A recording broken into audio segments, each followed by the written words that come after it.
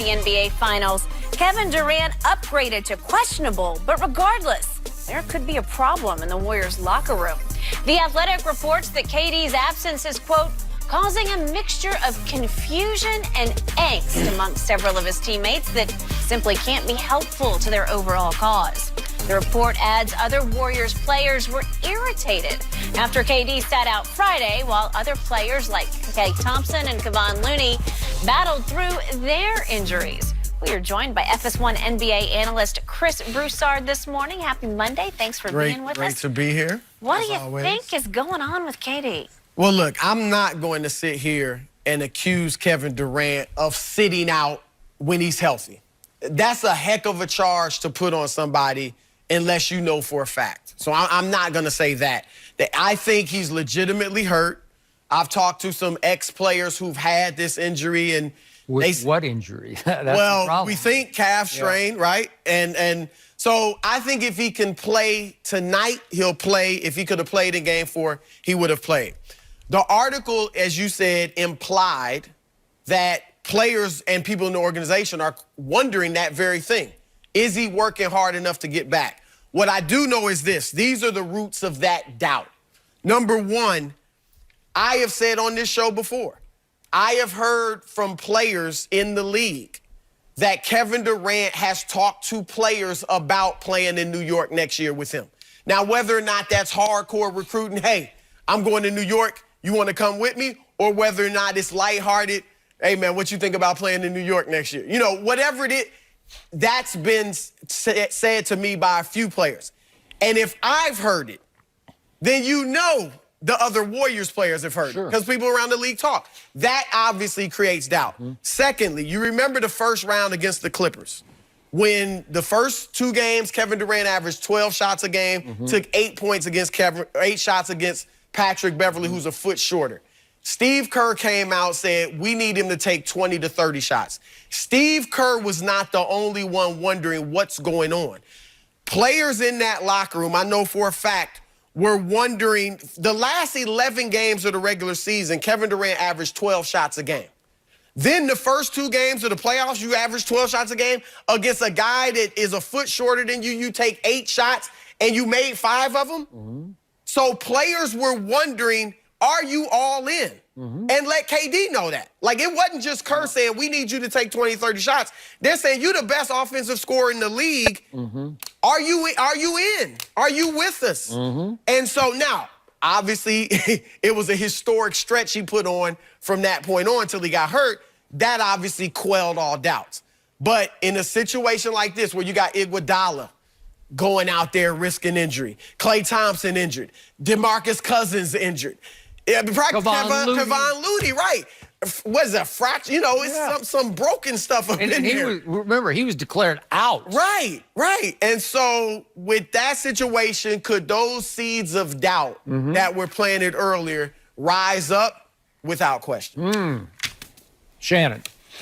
I believe Kevin Durant is in a lose-lose situation. I think the organization has done him a huge disservice, mainly Steve Kerr, because, he's so close. He's so close. And what it does is puts expectations, false expectations, that Kevin Durant is right around the corner. See, Kevin Durant's body didn't heal any quicker because they lost on Friday night. It didn't happen. And we're seeing, Chris, this is the same thing we saw with Kawhi Leonard last year in San Antonio. They're starting to question. This. Oh, Skip, I hear what you're saying, but Skip did make a great point. It's the difference between being cleared by the doctors. Now, maybe they were wrong, because obviously Kawhi's camp feel those doctors were wrong, but you did get doctors to clear him, whereas KD has not been cleared. Okay, here's the thing. If he's not being cleared, why the hell is the organization and the players questioning him then? As I said, wait for your answer, Chris. I'm telling you the answer. I think they had doubts from the beginning. Are you all in? No. Are you all in? We know Draymond brought that up early in the year. The doctors have not, the doctors, this article, I read it, that it says we're not saying because the doctors, the trainer has not cleared him. If the head trainer has not cleared Kevin Durant to return to the court, why the hell is the organization and the players questioning him? I just need to know that. I just said there are seeds of doubt that they wonder, why aren't you shooting more? Are you all in? Those seeds can creep up, and you got half you got half the team. Klay Thompson was like ready to fight the team to play. That's all I'm saying. Let me ask you. I'm not saying the Warriors are right. I'm just saying that's why there may be questions. Which players didn't the trainer clear to go back to the court? Did he not clear Kevon Looney? Did he not clear Andre Iguodala? Did he not clear Klay Thompson? I just need to know, are these three guys playing without the clearance of the doctor being out there? Because you just said, the article said that the head trainer had not cleared Kevin Durant to return to basketball court activities. So I need to know. So now we want Kevin Durant to go against doctor's wishes because why? There's a reason why those five, they call them the Hampton Five. There's a reason why they boarded that plane. There's a reason why they took their butt and interrupted that man's vacation. They needed Kevin Durant. And although Draymond said, we won without you, you'd have never won again without him, and you know it. Kevin Durant better be smart. So what's the angst? I don't think what's the angst for him to come back? They could have came back and won a championship. And they may have won this championship. If they're healthy, they're a mass unit out there. They are. Yep. But and you thought they were going to win it just like Skip and I did. I did. But here's the thing. You remember Cleveland was a mass unit too. So there's a good chance they wouldn't have got that first one. So if they, and that's the thing, that's what happens. But you and I both know, even with a mass unit, even if Klay is injured, even if Kevon Looney and Iggy is injured, if you got 7 foot, that monster, and you got Steph, even with a banged up Klay and Iggy, you're still going to win this tournament. You're still going to win this championship. That's the one guy that the Raptors have no answer for. And even if he comes back tonight, which I don't believe he will, there's still only thing left to do. Chris, you've given a lot of these in your time as a minister. The benediction. It's over. They about to let church out. Okay, well, I'm going to open up the doors to this church because there's a new label. There's a new label that just got placed on Kevin Durant. They have officially listed him as questionable, not doubtful, not out, not no label at all, because the previous games they wouldn't put a label on him. But they labeled him questionable, which would indicate 50-50 he could play, right? I mean, I don't know how he was questionable for games. I don't know how the NBA, I don't know how the NFL would define that, but it would be in that 50-50 range. It would mean game time decision. The betting public, the odds makers, they're saying, wait a second, he's going to play, because that spread has plunged from Toronto by 3.5 down to 2. That's a big sweep this late in the game, coming up to this game. And again, I think the three of us believe he's not going to play. Is that fair to say? I do believe that. Because we heard Jalen Rose's report that when he worked out, Thursday or Friday, it didn't go well. The reports yesterday were that he came out after the media left, which is understandable. They had a short practice, and he was the first one to the bus. Okay. So how much did he go back at night and work out? I don't know. Sometimes they do that. I don't know, but I don't see this hard, strenuous workout that will get you ready for a game. Steve Kerr has been playing games instead of winning games because he keeps playing games with Toronto by saying, the boogeyman's coming back. He's coming back. The boogeyman's going to come. He's going to get you this night. No. He might get you that. No. And to me, and Shannon and I keep surmising because we see ice packs all the way down to his ankle, meaning it's across his Achilles tendon. It feels to me like he tore his Achilles tendon. He didn't rupture it. It didn't snap and roll up his thigh like a window shade. It's just got a significant tear that could rupture if you try to play basketball on it.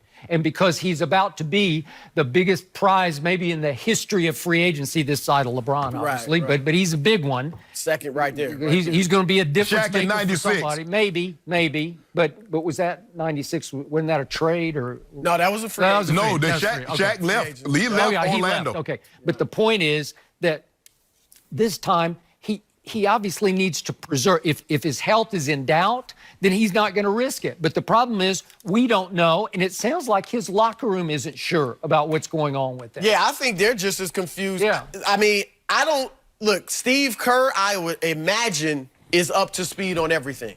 Are the players, though? Probably not. Like you said.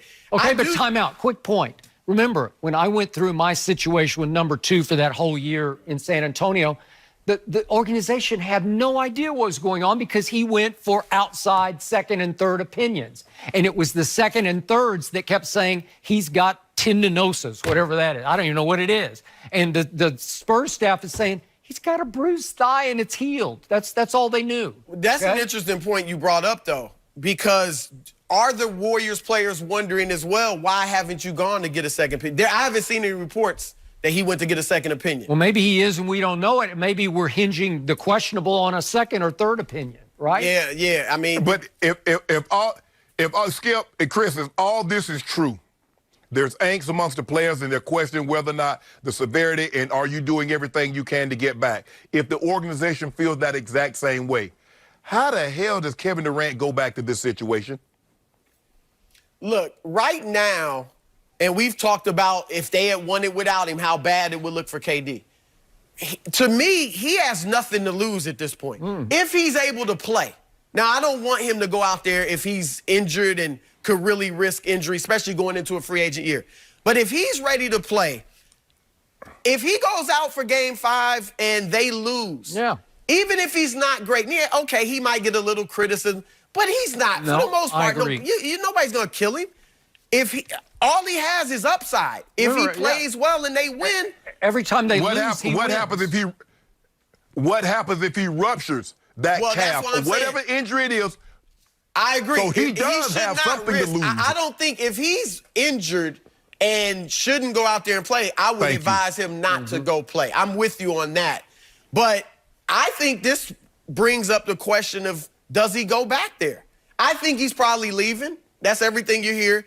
But if they lose this series, you can go back and that narrative that they don't need you is gone. It's gone now. So many question marks surrounding this situation. But the trust factor. You're sticking around. And I hear you.